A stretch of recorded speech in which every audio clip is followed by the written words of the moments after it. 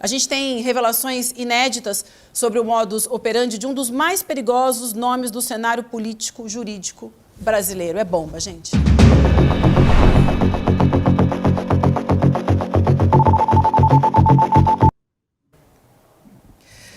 Novas mensagens entre procuradores da Lava Jato revelam que o juiz da 13ª Vara Federal de Curitiba, vocês sabem de quem eu estou falando, o Sérgio Moro, ele mesmo, pressionou para que um executivo da Odebrecht, preso na Suíça, fosse extraditado. É exatamente isso mesmo. Ano 2016. O suspeito de operar propina para a Odebrecht, Fernando Migliaccio Silva, é preso em Genebra. A ação deixa os procuradores da Lava Jato de Curitiba eufóricos. Este seria um dos momentos auge da operação comandada por ele mesmo, Sérgio Moro. 3 anos depois, outra operação que a gente já falou aqui para vocês, a spoofing, mostraria através de diálogos do Telegram as ilegalidades que envolveram a prisão e a extradição do executivo da empresa. Estas conversas foram obtidas através de um dos procuradores da Lava Jato, Orlando Martello. 2 jornalistas aqui do ICL que vocês conhecem muito bem, que estão sempre com a gente, trazem à tona agora então com exclusividade esses diálogos, os detalhes e as ilegalidades destas conversas e ainda os malabarismos de Sérgio Moro, hoje senador da República, para destruir a Odebrecht e fortalecer a Lava Jato. Leandro Demore e Jamil Chad, bom dia para vocês. Sejam muito bem-vindos. Acho que antes de mais nada a gente agradece e dá os parabéns para vocês por mais um desses trabalhos magníficos que vocês sabem. Hoje o assunto é seríssimo, é uma bomba. A gente já vinha anunciando desde ontem que a gente teria essa bomba aqui. Acho que para começar, vocês podiam conversar um pouco com a gente e contar para a gente esmiuçar aqui o que significam essas conversas que a gente vai revelar e já a gente vai trazer as conversas aqui para vocês, mas principalmente quem são esses personagens e como é que eles colocam o ex-juiz Sérgio Moro nas cordas. Vou começar contigo, Jamil, bom dia. Bom dia a todos, bom dia, Leandro, bom dia a todos aí, Brasil, Edu. Olha, vamos só colocar uma perspectiva de quem é Fernando Migliaccio, para a gente começar a conversa, para a gente entender qual a importância dessa história. Fernando Migliaccio era um dos principais operadores daquela divisão que a Odebrecht tinha, que era destinada a pagar propinas. Vocês se lembram, existia basicamente um setor de propinas da Odebrecht, e ele era um dos principais atores dessa divisão. Ele vai para Genebra, ele viaja para Genebra e, em Genebra, ele é preso. Por que é tão importante essa história? Porque até aquele momento, a Odebrecht dizia, olha, nós não temos nada a ver com a Lava Jato. Não há nenhum tipo de indício que nós estejamos envolvidos. Lembram-se, a Lava Jato começou com as outras construtoras, com as outras, basicamente, empresas que, claro, foram pegas antes. E a Odebrecht não. Por quê? Porque ela tinha montado um esquema muito sofisticado, muito profissional. Ok, agora ele é preso em 2016 e tudo isso muda de cenário. Dito isso, vamos agora entender o que é que aconteceu do outro lado, basicamente, do Ministério Público, ou na verdade dos Ministérios Públicos, Brasil e Suíça, e do então juiz Sérgio Moro. Vamos lá, Demore, quero te ouvir também. Bom dia para você. Bom dia, gente. Bom, basicamente o Jamil já deu o contexto aí. Essas conversas elas aconteceram entre os procuradores do Brasil e os procuradores da Suíça, tá? Então vamos reforçar uns pontos aqui que são importantes. Primeira coisa, essas conversas aconteceram de forma ilegal. Isso a gente precisa deixar claro sempre, tá? Por quê? Porque o Brasil tem acordos de cooperação internacional com vários países do mundo no que tange o tal do combate à corrupção. E essas conversas precisam ser registradas, de modo, inclusive, que nós, como sociedade civil, depois, possamos recorrer a elas, né? Por exemplo, o CNJ e o CNMP agora estão fazendo investigações dentro da Lava Jato, na 13ª Vara, no TRF4, e contra os próprios procuradores lá em Curitiba. Eles jamais achariam essas conversas se elas não fossem publicadas, por exemplo, hoje aqui. Essas conversas que dizem a respeito a tal da operação spoofing. E essas conversas mostram uma troca ilegal de comunicação e informações entre os procuradores brasileiros e os procuradores suíços. No meio dessas conversas, o Orlando Martello, que é um dos procuradores, fala claramente que o Moro está pressionando eles, procuradores, para extraditar esse cidadão brasileiro para o Brasil. Essa pressão é ilegal, ela não poderia existir, o juiz não poderia fazer uma pressão sobre os procuradores, justamente porque o juiz ele não é um investigador. O juiz é o mesmo que eventualmente depois julgaria esse cidadão extraditado. Então o juiz não poderia lá falar para os procuradores, olha só, estou pressionando, a gente tem que trazer esse cara para o Brasil, né? E os procuradores conversando entre eles ali vão tentando fazer todo um malabarismo para tentar entender se eles levam esse cidadão para o Brasil, se eles mantêm esse cidadão na Suíça. O procurador Orlando Martello é um dos que mais conversa ali, o procurador Deltan também aparece nas mensagens, e o procurador suíço, o Stefan Lentz, que é um cara, para além de tudo, bastante conversador ali, né, Jamil, nas conversas, ele é um cara que vai puxando informações dos brasileiros. E por que isso é importante? Como essa troca é feita de modo ilegal, Edu, né, ali pelo Telegram, ele vai puxando informações dos brasileiros para usar essas informações no caso dele na Suíça. O que é que acontece depois? Dinheiro brasileiro, nosso dinheiro, vai parar em multas na Suíça com essa cooperação ilegal. Então o dinheiro da Petrobras, o dinheiro da Odebrecht, a multa bilionária que a Petrobras pagou nos Estados Unidos de um caso de corrupção que aconteceu com dinheiro brasileiro, com uma empresa brasileira, onde, por exemplo, no acordo com a Odebrecht depois não foi envolvida a CGU, que é o órgão que tem por decisão cuidar do nosso dinheiro como brasileiros, a CGU que vai lá e fala, beleza, eu aceito esse acordo, ou não aceito. Vejam só, a Lava Jato não incluiu a CGU nessas conversas. Nem nessas, nem no acordo de delação com a Odebrecht depois. E aí, uma parte gigantesca de dinheiro brasileiro que foi produzido aqui, porque esse dinheiro é um dinheiro público, ele vai parar em multas na Suíça e nos Estados Unidos. Então, essas conversas todas revelam como isso tudo aconteceu. A gente tem todos os diálogos também publicados aí no UOL e na minha newsletter. As pessoas vão poder se aprofundar mais sobre isso depois. E aí, só para fechar o raciocínio, eu acho importante a gente deixar claro uma coisa. Quando a gente fala da Odebrecht e fala de um esquema de corrupção, a gente mostra um esquema de corrupção que aconteceu de fato e que acontecia, segundo o próprio Emílio Odebrecht, desde antes da ditadura militar, né? Então a gente não está falando de nada absolutamente novo. Esses esquemas com as construtoras, segundo o próprio dono da construtora, acontecia desde antes da ditadura militar brasileira. Sabe o que acontece, meu camarada Chico, quando os procuradores fazem esse tipo de diálogo pelo Telegram, de modo ilegal? Eles dão subsídios para que os corruptos se livrem da cadeia.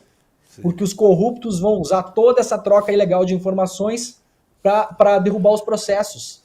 Então, o grande esquema de corrupção, anticorrupção no Brasil, na verdade, no fim das contas, ele favoreceu duas coisas, como mostram esses diálogos, sob pressão do Moro e conversa dos procuradores. Levar dinheiro brasileiro para o exterior, que foi basicamente o que aconteceu, dinheiro para os Estados Unidos e para a Suíça, nesses dois casos, a gente vai publicar ainda mais histórias em relação a isso, e enfraquecer o combate à corrupção, porque você consegue derrubar os processos quando os réus se dão conta que esse tipo de negociação aconteceu por debaixo dos panos. E, obviamente, arrebentaram nossas empresas no meio do caminho, né? Porque nenhuma delas aí é a empresa que era 6, 7 anos atrás.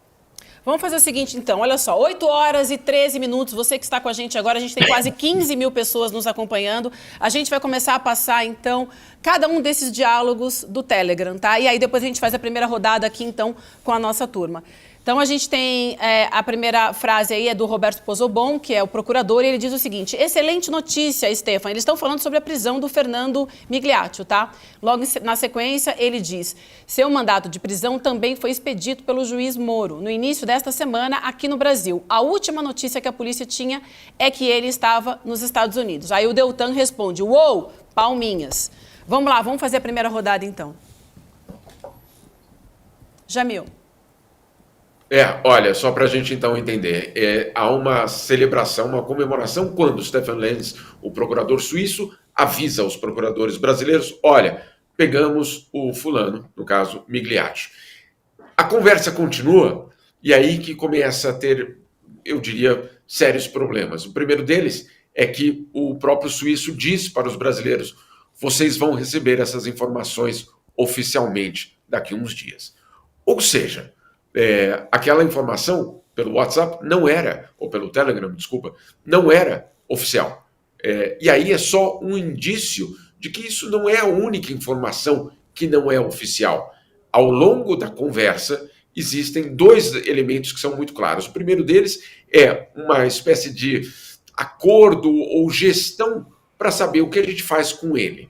Coisas que deveriam passar pelos canais oficiais, né? Então, quando pedir a extradição, o que é que ele sabe, o que é que ele não sabe, o que perguntar para ele, segura ele aí, os suíços informando aos brasileiros dados ou relatos do que o Migliaccio disse ao encontrar com a polícia, ou seja, coisas, insisto, e ao longo do caminho, muitos alertas dizendo, vocês ainda vão receber isso oficialmente.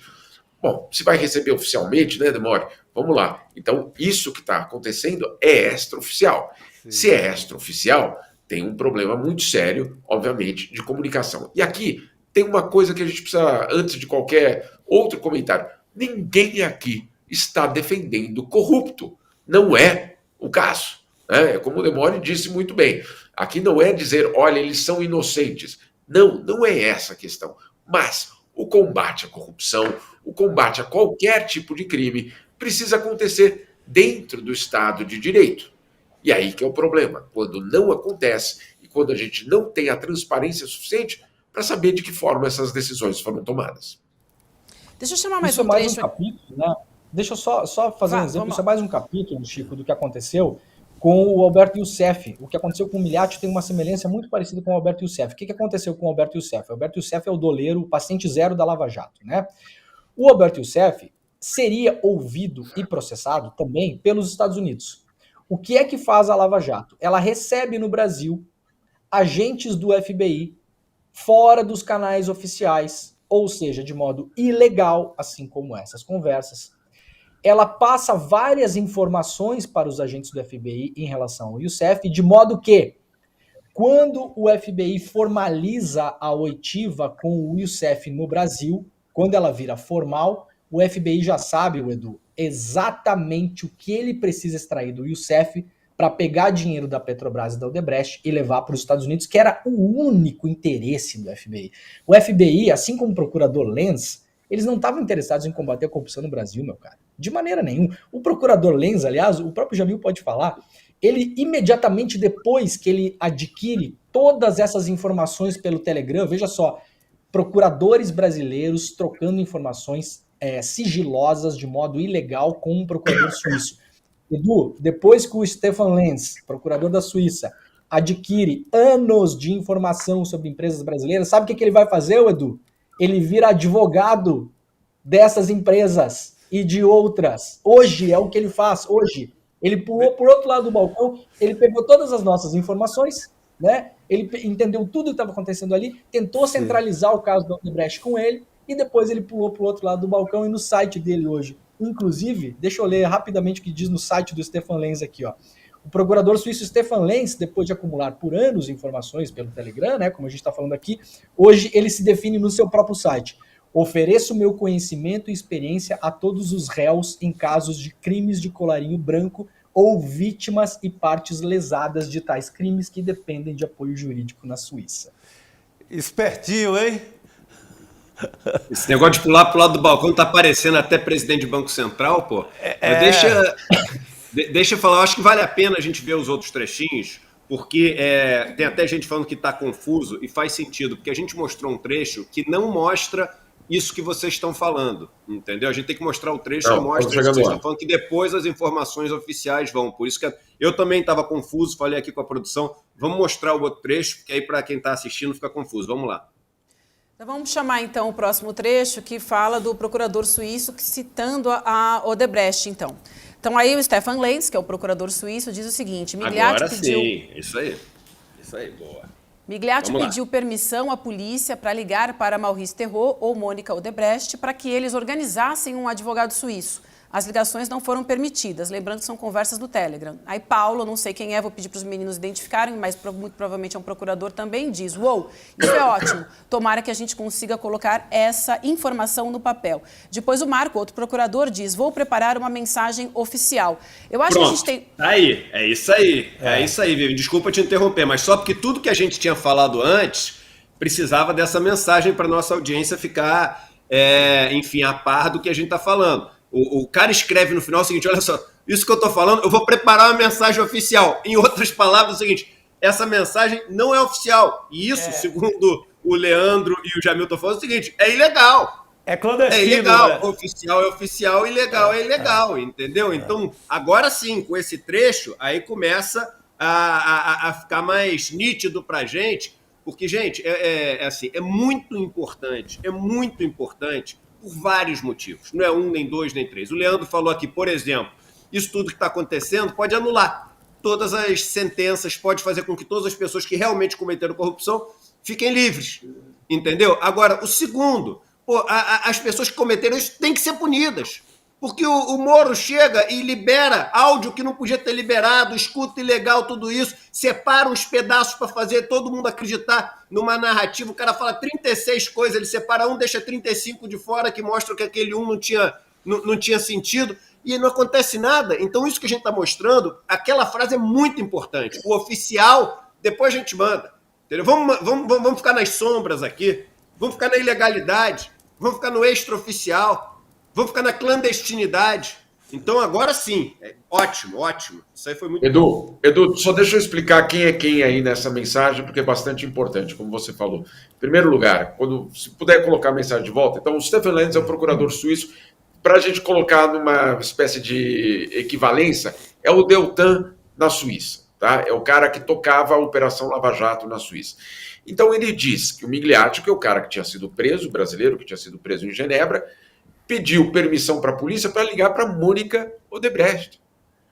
Por que um cara que não tem nada a ver com a Odebrecht pediria para ligar para a Mônica Odebrecht pedindo para que ela contratasse os advogados? Então, isso foi o primeiro grande indício de que aquele cara que pagava propinas tinha uma relação direta com quem? Com a cúpula da empresa. Essa informação não é uma informação banal, é uma informação que começa ali o divisor de águas da Lava Jato e da história da Odebrecht. Quando eles pegam um cara que diz à polícia, olha, pode ligar para o meu chefe, por favor? Porque é isso que ele fez.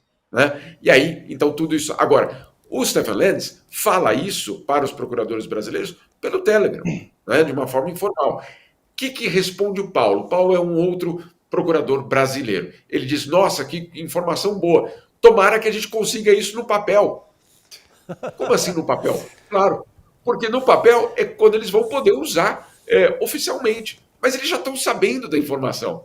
Né? Então, olha só a loucura. E o Marco era um ardido suíço da Embaixada da Suíça em Brasília. Eles operavam como uma espécie de ligação entre os suíços e a Lava Jato. E o Marco, basicamente, diz, vou preparar uma comunicação oficial. Quer dizer, vocês já estão sabendo de tudo, já foi tudo passado. Por que no Telegram, né, Jamil? Por que no Telegram, gente? Tem canais de comunicação oficial, tem e-mail, @ não sei o quê, .gov, tem .jus, sei lá, tem o canal. Por que é a pergunta que todo mundo tem que se fazer. Por que usar o Telegram? Entendeu? Vamos seguir, porque tem vários outros diálogos que vocês vão entender ainda melhor.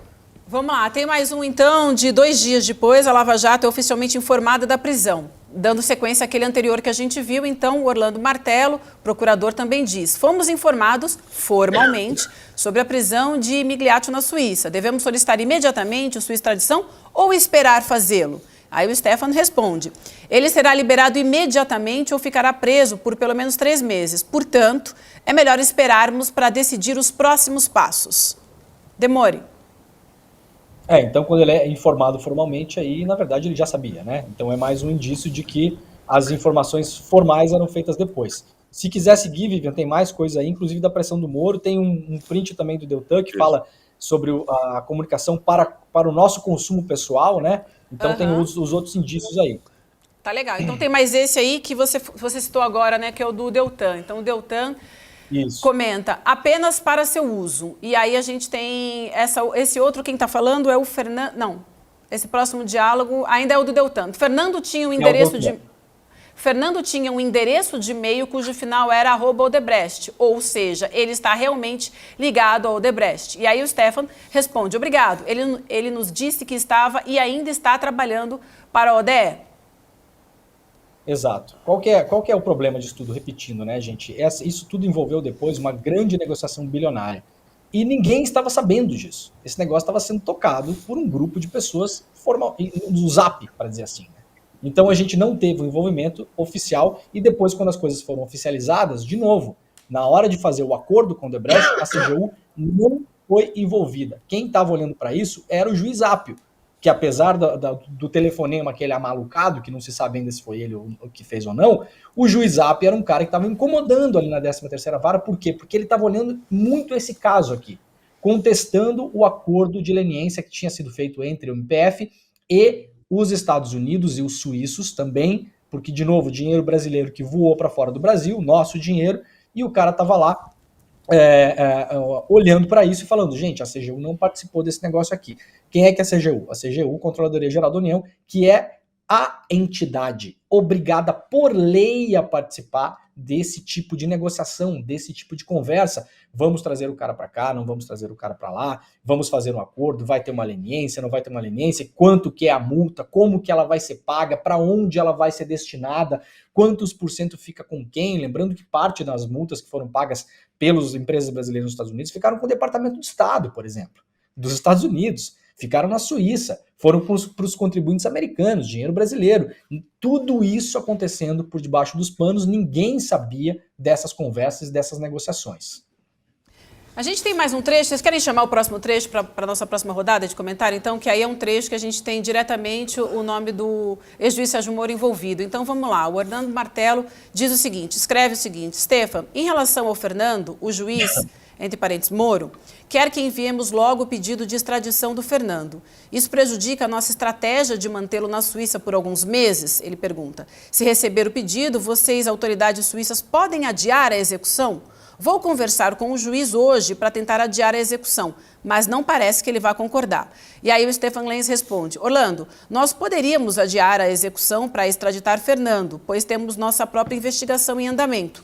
Isso prejudicaria nosso objetivo comum, pois o Departamento Federal de Justiça, como sabemos no passado, não concordará com nada, além de mantê-lo na prisão até a extradição, à espera de que ele possa ser liberado sob fiança após confessar. É o nosso ponto mais forte a oferecer. Por favor, faça todo o possível para evitar isso. Jamil. A gente está chegando num ponto central agora da matéria, tá? Só para vocês entenderem, que é justamente o Orlando Martelo, que é um procurador, começando a dar indicações para os suíços de que atrás dele tem, na verdade, alguém, no caso o juiz Sérgio Moro, orientando, ou pelo menos querendo saber, ou pelo menos colocando aí a voz dele para definir quando essa extradição pode ser pedida. Então, ali, entre o Orlando Martelo e o Stefan Lenz, nesse trecho aí especificamente, o que a gente tem é uma consulta. E aí, quando é que a gente pede, quando é melhor, quando não é bom pedir a extradição de Migliati para permitir que do outro lado os suíços possam também fazer as suas oitivas, possam fazer também a sua investigação. Então, é o início do próximo diálogo, que aí assim é contundente no que se refere ao papel do Sérgio Moro. Próximo diálogo agora, depois a gente vai ouvir o Demore. Vamos lá, aí a gente tem o próximo diálogo, então, que é do Orlando Martelo, trocando mensagem com o procurador suíço. E aí ele diz o seguinte, caro Stefan, acabei de falar com o Vladimir. Uma pergunta rápida, você se lembra que eu solicitei a extradição do Migliaccio? Eu fiz isso por causa do pedido do juiz. O Sérgio Moro estava me pressionando a fazer isso. Você acha que o pedido de extradição tem algum efeito em nosso pedido de MLAT, que é o Tratado de Assistência Legal Mútua, para ouvi-lo na Suíça? Se sim, talvez possamos suspendê-lo, como o Vladimir lhe disse hoje, mas apenas por um curto período. Demore, quero te ouvir, mas se você puder já de cara explicar para a gente quem é o Vladimir, nos ajuda a entender melhor esse trecho, por favor. O Vladimir Aras é um procurador da República que era o cara que estava envolvido com os procuradores brasileiros da Lava Jato, que fazia essa parte de acordos internacionais. Ele, o Vladimir Aras, é um dos caras que no passado, em uma outra reportagem que já foi publicada, avisa o Deltan sobre a viagem dos agentes do FBI no Brasil. O Deltan falando, eu não vou avisar o Ministério da Justiça que esses caras estão vindo para cá. Né? Não é exatamente essa frase, eu estou simplificando aqui. E o Vladimir fala, olha, você tem que passar pelos canais oficiais, que são esses acordos de cooperação. Né? Quando você traz, imagina, gente, quando você traz um agente do FBI para o Brasil precisa saber que esse agente está investigando aqui. Um agente estrangeiro não pode investigar em um país sem autorização. Vocês imaginem que um agente da polícia chinesa vai investigar aqui em Londres, onde eu estou agora? Os caras vão vir para cá investigar alguém? Vocês imaginam se a Inglaterra descobre isso? Isso é uma crise internacional, né? O que é que faz o Deltan? Ele fala para o Vladimir Aras na época: eu entendo, mas não é conveniente para a gente. E o Vladimir Aras responde para o Deltan: não é questão de conveniência, Delta, é questão de legalidade. E o Deltan, de todo modo, não faz isso. Nessa conversa aqui, também vemos uma coisa muito semelhante. E essa conversa mostra como, mais uma vez, aliás, o Fernando Fernandes, que vem comentando com a gente aqui esses casos várias vezes, comenta, né? O Sérgio Moro não poderia... O que o Sérgio Moro está fazendo aqui com o Lando Martello, olha a frase: o Sérgio Moro estava me pressionando a fazer isso. O juiz não pode pressionar o Ministério Público a fazer isso, porque ele não é um juiz de instrução, ele não é um juiz investigador. O Moro é um cara que deve ser neutro, isento, inter partes. Ele não pode fazer esse tipo de pressão sobre a Procuradoria. Perdão. Aqui ele se coloca, de fato, mais uma evidência, como, de fato, um investigador. Levemos isso para os outros casos, como aconteceu no caso mais famoso, que é o caso do Lula. É exatamente a mesma coisa. O Sérgio Moro estava me pressionando, o Sérgio Moro estava por trás das investigações, o Sérgio Moro estava falando com os procuradores, com os agentes da Polícia Federal, dizendo: faz isso, faz aquilo, vamos antecipar essa fase da operação, vamos pedir a prisão de tal fulano, vamos pedir a prisão de tal ciclano. De novo, isso tudo por fora dos autos. Ninguém sabia o que eles estavam fazendo nesse momento aqui, em 2016, como não saberíamos depois também. Ô, Leandro, como eu sou brasileiro e só entendo coisa com metáfora futebolística, é aquela história de que o juiz não pode interferir em nenhum dos dois times, porque o juiz está ali e tem que ser neutro. Então é como se um juiz estivesse, por exemplo, pedindo para um técnico escalar um jogador, ou pedindo para um técnico substituir o outro jogador, ou pedindo para um técnico jogar mais na ofensiva, ou pedindo para um técnico ir para a lateral. E é isso que a gente está vendo, gente. A gente está vendo um juiz interferindo na estratégia, na tática de um dos times para poder fazer com que esse time ganhe o jogo. Eu acho que assim fica fácil para as pessoas entenderem o absurdo da história, porque no jogo de futebol ficaria claro: não, calma aí, esse juiz tem que ser preso, esse juiz nunca mais pode apitar um jogo, entendeu? Então eu acho que enfim, é importante as pessoas entenderem a gravidade, porque qual o risco, Jamil? Como a gente está falando de pessoas, enfim, percebidamente corruptas, eu não gosto de falar sabidamente, não sabidamente, né? Mas e as pessoas, elas têm, com razão, né, uma ojeriza à corrupção, as pessoas têm uma aversão à corrupção, pode ficar parecendo o seguinte: pô, mas pelo menos era por um bem maior. E não, pelo contrário, né? Essas pessoas provavelmente vão ser soltas, não vão pagar penas porque o cara fez da maneira absolutamente equivocada. E no final das contas, você quer que alguém seja julgado como culpado ou inocente, você quer que o time ganhe do outro com um juiz que foi neutro. Você não quer que um time ganhe do outro com um juiz que marcou 4 pênaltis que não existiram, né? Então eu acho importante, novamente, a gente trazer para aquilo que todo mundo entende, porque isso é um absurdo, para as pessoas terem noção do tamanho do absurdo, não é por um bem maior, né? Não, o Edu colocou muito bem, e o que se tem aí eu vou combater a corrupção com mais corrupção ainda. Você não pode combater corrupção com corrupção. E isso é fatal na Lava Jato, e isso está na Lava Jato do começo ao fim. Eu não posso... agora eu sei que a Odebrecht, desde a ditadura, é uma empreiteira com atitudes corruptas, ganha licitações de formas dirigidas e tal. Agora eu vou pegar a Odebrecht. Aí eu armo uma conspiração nos porões, fora da lei, de forma clandestina, usando muita corrupção para combater essa corrupção da Odebrecht. Digamos que eu só tenho a favorecer a Odebrecht porque todos os processos vão ser anulados. Eu não estou combatendo a corrupção no Brasil. E outra, tem um capítulo aí, Demore, Jamil, Edu, que é muito importante, que quando se falava de participação de FBI ou FBI nessa operação, ou que teriam pisado em solo brasileiro, era tido como conspiração, como esses malucos da esquerda estão inventando agora, isso parece filme de Hollywood, quando quem se viu um agente americano entrando no Brasil. Tá aí o Jamil e o Demore, mais uma vez, mostrando que não era conspiração, não era loucura de cabeça de esquerdista, estava aqui dentro, com as porteiras abertas aí pelo Deltan, pela Procuradoria da República, agentes americanos. Não é filme de Hollywood, é fato. Ô Chico, e só lembrando que isso que a gente está vendo aqui, essas revelações importantes, urgentes, que o Jamil e o Demore trazem para a gente, não são a ponta do iceberg, são um cubo de gelo no mar, porque o que ainda a gente não viu dessas mensagens, o tanto de troca de mensagens que o Sérgio Moro, que o Deltan, que os outros operadores da Lava Jato tiveram com agentes internacionais e entre si, para criar uma operação fantasiada de jurídica, mas política, né? A gente viu aí o Sérgio Moro, senador, o Deltan Dallagnol, deputado, a Rosângela Moro, deputada. Era uma operação política e cada vez mais eles se complicam. A gente está vendo o Sérgio Moro provavelmente punido agora no TRE, no fim do ano, o Deltan Dallagnol sem mandato, e não foram punidos por isso ainda. Acho que é o mais importante, né, Demore? A gente ainda vai ver muita coisa, você, o Jamil, ainda vão trazer muitas informações pra gente, pra tentar ver se essas pessoas são levadas à justiça, a justiça que eles não proveram, né? William, não é um caso fácil, como falou o Edu, né, de digerir. Por isso que a gente está aqui, eu e o Jamil, explicando esse caso, as matérias estão publicadas também. Mas ele é um caso importantíssimo. Tem o diálogo anterior aí do Stefan Lenz, quando o procurador brasileiro fala para ele, olha, será que a gente faz isso, faz aquilo, faz aquele outro, o que o Stefan Lenz, que é o procurador suíço, fala? Isso prejudica o nosso caso aqui. Então, de novo, a cooperação desses procuradores brasileiros com os procuradores estrangeiros, para os estrangeiros, tanto para os americanos quanto para os suíços, o Edu, eles estavam um pouco se lixando para o Brasil, meu caro. Se ia ajudar a combater corrupção no Brasil, se não ia. No fim das contas, foi um negócio que vai livrar possivelmente corruptos da cadeia, esse método modus operandi.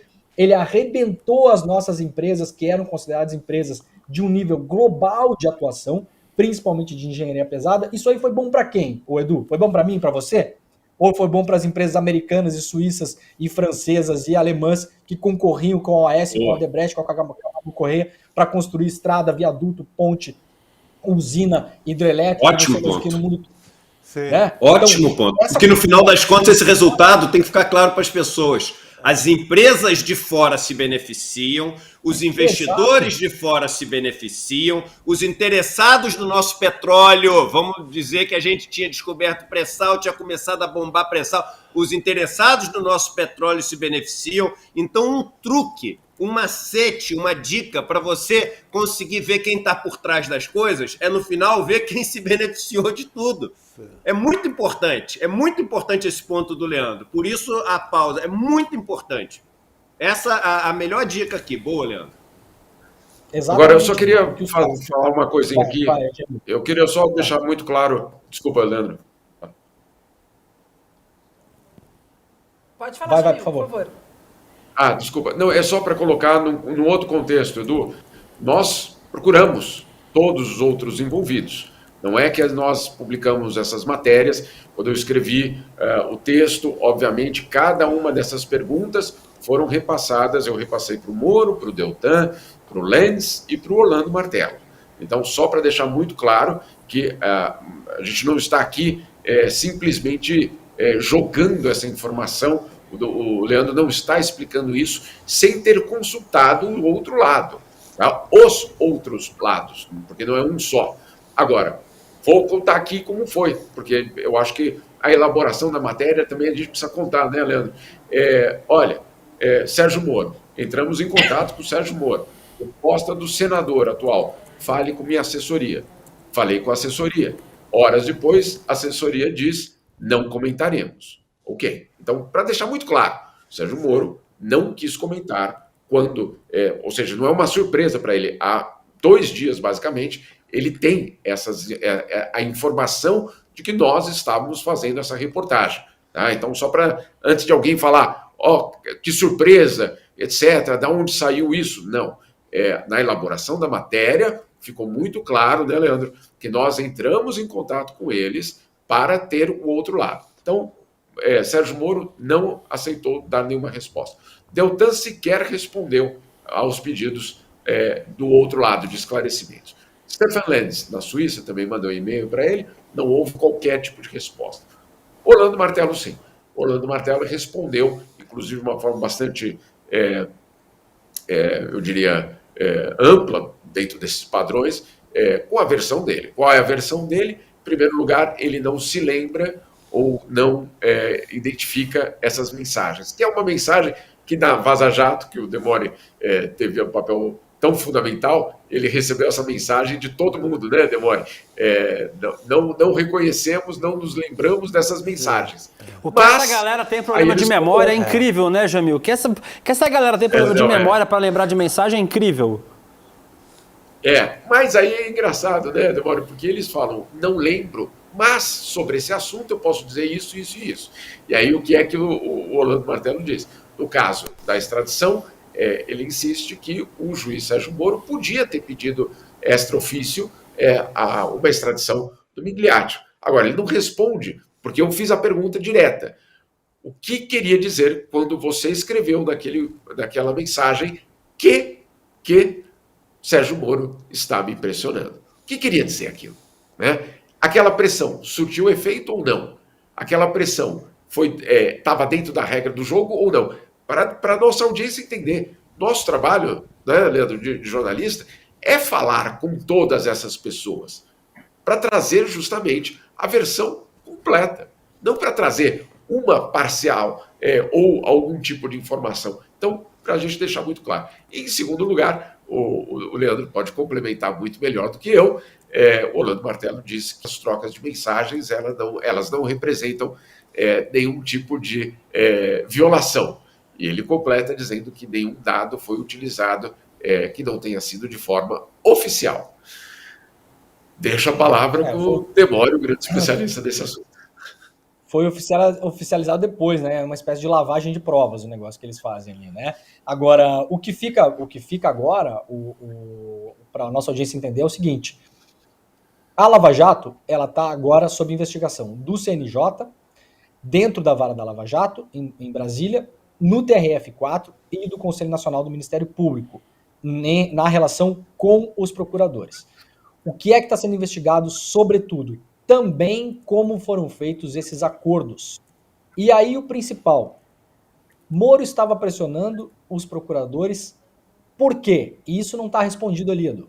Isso a gente não sabe. Para isso a gente depende das investigações do CNJ e do CNMP. Por que o Moro estava pressionando os procuradores para fazer aquela extradição? Da cabeça dele? Por algum motivo especial? Porque, veja, nem os procuradores estão muito de acordo com o que o Moro está fazendo ali. Esse é o grande ponto. Isso. O procurador está falando com o procurador da Suíça, né, o Jamil, tentando entender o que é melhor para o caso aqui, né? No nosso caso aqui. Quando a gente for formalizar esse negócio aqui, que a gente está tendo esse papo ilegal aqui, quando a gente for formalizar, o que é melhor para o nosso caso? Ouvir o cara aí, manter o cara preso aí, vocês ouvem ele primeiro, a gente traz ele para cá. Aí o procurador da Suíça fala, se vocês levarem ele para o Brasil, vai atrapalhar o nosso caso, aqui na Suíça. E aí o Orlando Martello fala, o Moro está me pressionando aqui. E aí fica a pergunta no ar. Por que o Moro estava pressionando os procuradores para mandar esse cara para o Brasil imediatamente? E isso é uma coisa que o CNJ e o Conselho Nacional do Ministério Público, eventualmente, nas suas investigações, vão poder responder. Eu acho que tem um ponto aqui que a gente pode puxar também, que vocês podem explicar para a gente, que fica um pouco mais fácil de compreender, depois da gente acompanhar esses diálogos, por que o Moro estava tão incomodado, e o Deltan também, com o Eduardo Appel, né? Por que queriam tanto afastá-lo das investigações da Lava Jato? Porque ele estava justamente chegando perto dessas informações, ou com acesso a essas informações, e investigando isso de fato, né? Exatamente, esse é o grande ponto dessas histórias todas. De novo, vou dizer para a galera que está nos acompanhando. Eu sei que é um assunto difícil de entender, porque é um assunto técnico, mas ele é um assunto super importante. Vocês tenham certeza que o que a gente está fazendo hoje aqui vai repercutir nesses casos. Qual era? Porque às vezes a gente fica muito também, né, o Chico, na parte folclórica, na festa da cueca, não sei o quê. Gente, a festa da cueca vai dar um monte de clique e todo mundo vai dar risada. Mas vocês sabem onde é que vai parar a festa da cueca. Vai parar em lugar nenhum, né? Sim. Ninguém vai ter prova de festa da cueca nenhuma, talvez esse negócio seja até mentira. Então, o que a gente está fazendo aqui é uma coisa séria. Olhando para um caso sério, concreto, que, de novo, drenou bilhões de dinheiros públicos brasileiros mandados para os Estados Unidos, para a Suíça. Então, isso é uma coisa séria de fato. E o Moro, o Deltan, As pessoas que estão envolvidas nesse caso não estão preocupadas com festa de cueca, gente. Eles sabem que isso é uma coisa para espalhar notícia, para virar fofoca, para gerar clique. Não é isso que preocupa eles. Se você fosse o Moro, você ia estar preocupado com um boato de suruba num hotel, ou você ia estar preocupado que os órgãos competentes fossem analisar com lupa acordos de delação de Odebrecht e de Petrobras que pagaram multas bilionárias fora do Brasil. O que ia preocupar você de fato? Essa pressão que o Moro fez em relação a esse caso e outros, ou a festa no hotel com o desembargador que teria o vídeo que não sei o quê. Então, de novo, quem quiser clicar em festa na cueca e passar para frente, vamos dar risada junto. Eu não sou contra, não sou inimigo do riso, né? Agora, o que a gente está fazendo aqui é uma coisa muito importante, muito séria, e a gente vai ver no futuro desdobramentos em relação a esse caso aqui. O folclore à parte, a festa da cueca, a gente gosta, a gente leva para a mesa do bar, do restaurante, é engraçado, é legal essa parte para o comentário ali de boteco.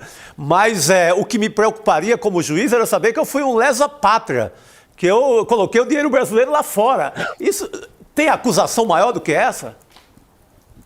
Sabe, isso é fatal. Aí não é nem um caso de a minha candidatura cometeu alguns erros e eu vou ser cassado.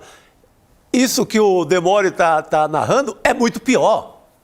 Eu fui um traidor da pátria. Eu mandei o dinheiro do Brasil para fora porque eu estava comandando uma operação clandestina que envolvia extradição, que envolvia assinatura de contrato, que envolvia eu estar com um bocado de provas e precisar lavar elas oficialmente em documentos depois carimbados. Então, é muito pesado.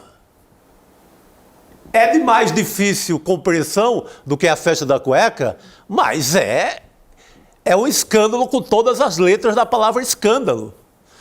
A gente usa bomba, isso é bomba. Isso é bomba. Sabe? Isso não é banalizar a bomba, não. Isso é uma bomba de fato. Que deixam o Sérgio Moro, a essa altura, e o Deltan, essas pessoas, muito preocupadas de verdade. Agora uma pergunta de ordem prática. Não sei se o Jamil ou o Demore pode responder para a gente. Falando em termos práticos, e a gente sabe que o AP está afastado do caso, como é que caminha a partir de agora para que, de fato, o Moro seja responsabilizado? Porque é isso que a gente quer. A gente tem várias peças do quebra-cabeça, a gente sabe das denúncias, mas a gente fica sempre se perguntando quando é que ele, de fato, vai ser responsabilizado e implicado nisso, ainda mais agora com o afastamento do juiz Apio.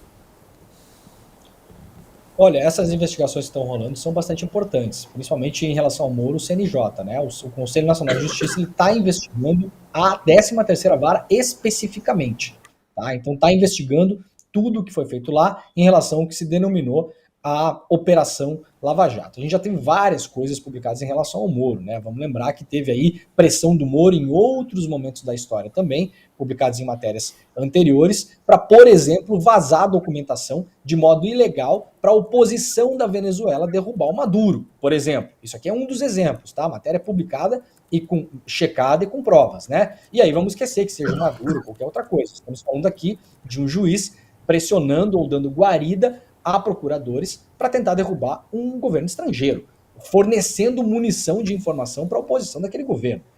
Isso é uma das coisas que foram feitas ali. Então agora, de novo, o que é que preocupa o Moro no seu futuro próximo? Não é só o caso dele poder perder o mandato dele lá no Senado, né? Caso esse que está correndo no TRE.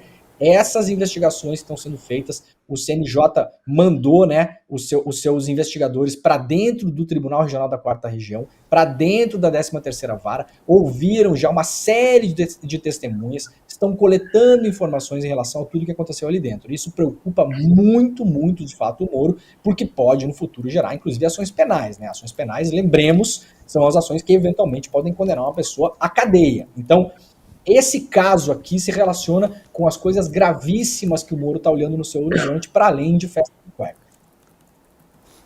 Olha, só queria completar, Vivian, porque o Leandro explicou de forma muito didática, muito correta, por que isso é importante. Por que falar desse passado distante, em 2016, é algo fundamental, né? Porque justamente existe essa avaliação ainda. Agora, o que fica muito claro, e eu acho que o Demore tem um papel gigante nessa história, é a gente tentar entender o que é que aconteceu nos últimos 10 anos no Brasil. Né? Essa é uma história muito importante. Não só, não estou dizendo essa história que nós estamos publicando hoje, não é isso. Ela faz parte de uma tentativa jornalística, no caso, de entender o que é que aconteceu nos últimos 10 anos no Brasil. Essa é uma pecinha pequenininha ali no meio da história toda. Mas ela diz, vamos lá, o que é que diz? Ela diz, um procurador avisando a outros procuradores, Sérgio Moro estava me pressionando. Não sou eu, não é o Demore, não é o Edu, não é o Chico. Não somos nós que estamos dizendo Sérgio Moro estava pressionando a Lava Jato. É um procurador da Lava Jato explicando aos colegas procuradores da Lava Jato que Sérgio Moro estava pressionando ele. Ou seja, não é mais uma interpretação. Nós não estamos falando de, não interpretamos essa mensagem como isso. Nós queremos dizer, olha, parece que ele não. É o procurador dizendo. Por que é tão fundamental? Porque a gente insiste que os últimos 10 anos não tinham a transparência que se desejava para um ato tão importante quanto passar a limpo o país. Quantas vezes a gente escutou isso, né, Demore? Vamos passar a limpo o país. Tá bem, então vamos passar limpo de verdade. Né? Vamos entender de que forma tudo isso aconteceu. Eu suspeito que mais coisa vem por aí. Eu acho interessante, gente. Eu terminei de assistir ontem, tem um documentário no Netflix chamado, acho que é Crack, a história do crack nos Estados Unidos, né? E é um documentário interessante porque ele mostra o seguinte, a cocaína, ela corria solto nos Estados Unidos, mas era uma droga da elite, né? Era uma droga dos mais ricos, era uma droga de Wall Street. Então, o Estado, o aparato todo do Estado, ele fazia vista grossa para isso, e o crack era uma droga que estava ali nas periferias, era uma droga que estava no gueto, era uma droga que estava com a população negra americana.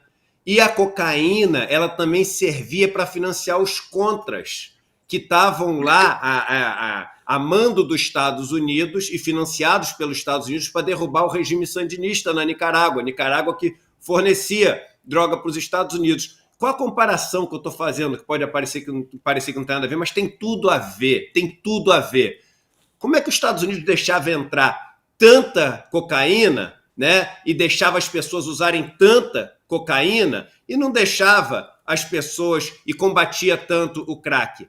Porque, no final das contas, essa justiça acaba se tornando um instrumento não de fazer a lei ser cumprida, mas das relações sociais serem firmadas, serem estabelecidas, das relações de poder e de grana serem mantidas. E aí, trazendo para esse nosso caso, a gente fala, mas é corrupção. Mas calma aí, tem corrupção na Codevasf também, tem corrupção em outras estatais, tem corrupção em um monte de banco. Eu trabalhei 20 anos em banco, tem um monte de corrupção na Faria Lima.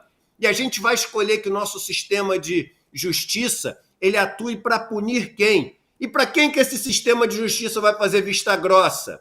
E aí a gente começa a ver e de repente, nas mensagens, a gente começa a entender que nos últimos 10 anos, esse sistema de justiça, ou parte dele, foi utilizado como um instrumento político, mais do que político, até eleitoral, e com consequências práticas, fáceis da gente enxergar, porque fez com que o líder das pesquisas fosse preso por causa de tudo isso. Uma das coisas só, porque teve mais um monte de gente que foi presa injustamente. Eu acho errado a gente colocar só o Lula na história, porque essa é a consequência mais importante que mudou o destino do país, mas tem um monte de gente que teve, enfim, a vida destruída de uma maneira que não respeitou o rito legal.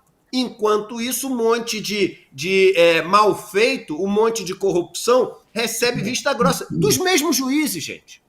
Por isso que o herói, o Batman, o cara, não, mas pelo menos ele é um cara de moral. Não é, porque se é seletivo, não é moral, não é ético. Entendeu? Nenhum nem outro, apesar de serem coisas diferentes. Então é muito importante a gente entender tudo isso, passar a limpo para ver a justiça funcionando não como algo que faz a lei ser cumprida ou como promove uma sociedade onde as pessoas têm aquela sensação de que tudo vale para todos. Não, a justiça utilizada como um instrumento de poder político e eleitoral. Esse é o ponto-chave. E de grana também, porque foi o chamado do Demore. Chico. Não, Edu, e voltando o ponto, responsável por uma quebradeira de empresas, responsável economicamente por destruir muitos empregos. Por quê? Porque foi feita de forma, em muitos momentos clandestina, em muitos momentos usando o mesmo método corrupto. É isso aí. Ó, se eu quero ser o Batman, se eu quero ser o super-herói, eu tenho que estar dentro da lei. É minha obrigação mínima que o Batman haja dentro do código, dentro da regra. Voltando ao futebol, dentro das 17 regras de um jogo de futebol. Se eu começo a espezinhar essas regras, eu não sou um bom juiz. Eu não devo apitar aquela partida. Então, é uma metáfora básica, mas é isso que o Jamil e o Demore acabaram de nos contar. Só que não é uma partida de futebol. Só que é caso de lesa-pátria, é caso de trair o país, é caso de muito dinheiro. E isso do dinheiro é importante, é uma coisa que o Leandro fala sempre, é muito importante a gente lembrar. Primeiro, que é só a gente olhar o que esse pessoal da extrema-direita, em especial esse pessoal anticorrupção, que diz ser anticorrupção, é só o contrário. Todo o moralismo deles é exatamente o contrário. E esse pessoal gosta muito de dinheiro. Isso é um ponto fundamental. Eles gostam de poder porque o poder dá acesso ao dinheiro. E acho que essas revelações todas mostram isso, a construção desse projeto lavajatista, que a gente sabe depois que queria gerir um fundo só de 2 bilhões de reais, com dinheiro que foi recuperado desses processos todos. E esse pessoal gosta de dinheiro, gostam de poder e gostam de dinheiro. E pelo menos a gente espera que eles sejam punidos por isso. A gente nunca se reconcilia com o nosso passado e com o histórico recente, né? A gente vai acumulando problemas nesse país. Se a Lava Jato não for um ponto de inflexão no judiciário brasileiro e na política brasileira, a gente corre o risco de ver daqui a 2, 3, 4, 5 anos outro processo do mesmo jeito. Outra história. Chico, eu gostei do comentário aqui, que é o seguinte: o diabo ajuda a fazer, mas não ajuda a esconder. É isso aí, não foi escondido. Perfeito. O Jamil e o Demore acharam. Perfeito, o diabo mora nesses detalhes aí, explica toda a história. Mas completando aqui o que o William falou, tem um momento, e o Demore lembra disso mais do que todos nós, porque foi o homem da Vaza Jato, um momento em que o Deltan diz uma frase, que essa frase ela é o mantra, ela é a grande história da Lava Jato. Ele diz, está na hora de lucrar. Que ele recomenda, acho que as mulheres dos procuradores abrirem uma empresa de marketing, de publicidade, para começar a lucrar. Lucrar com palestra, lucrar com a imagem da Lava Jato. Essa frase, está na hora de lucrar, ela está na testa do Deltan. E ela está na testa da Lava Jato. Está na hora de lucrar. Eles lucraram. Exatamente. Vamos lembrar que o Deltan, nos anos que a gente conseguiu documentação que ele trocou só por Telegram, chegou a faturar R$500 mil por ano com palestras, né? Então você imagina o seguinte, né? Você é um procurador titular de uma investigação. Você está faturando R$500 mil por ano com palestras. Atenção, isso eram as notas fiscais que o Deltan mandava pelo Telegram. Não significa que seja tudo. Porque pode ter nota fiscal que ele não mandou pelo Telegram e pode ter, eventualmente, palestra que não tem nota fiscal, né, Edu? A gente sabe muito bem como é que funcionam essas coisas. Eventualmente pode ter aí um dinheiro que entrou sem o cara ter declarado lá, né? Aí, você imagina o seguinte, Edu. Qual que era o interesse do Deltan? Fechar o caso da Lava Jato e acabar, de fato, com a corrupção no Brasil, ou fazer que a Lava Jato durasse 8 anos, 9, 10, 11, 15... Cada ano que a Lava Jato durasse mais, meu cara, mais dinheiro o Deltan Dallagnol faturaria. Porque aí o rosto dele estava na imprensa todos os dias. Sim. E para completar esse caso que a gente está vendo aqui, só para a gente fazer um paralelo, tem um livro muito interessante de um executivo francês, para a gente sair aqui do Brasil, para vocês verem como a coisa não é por acaso, chamado Arapuca Estadunidense. Esse executivo francês, veja um paralelo com o caso que a gente está mostrando hoje aqui, tá? Do brasileiro que é preso na Suíça. Esse executivo francês, o Chico, ele vai para os Estados Unidos, numa viagem, e ele é preso nos Estados Unidos. Os caras prendem ele trabalhava na época, se eu não me engano, ele era um alto executivo da Alstom, ou de alguma empresa dessas globais.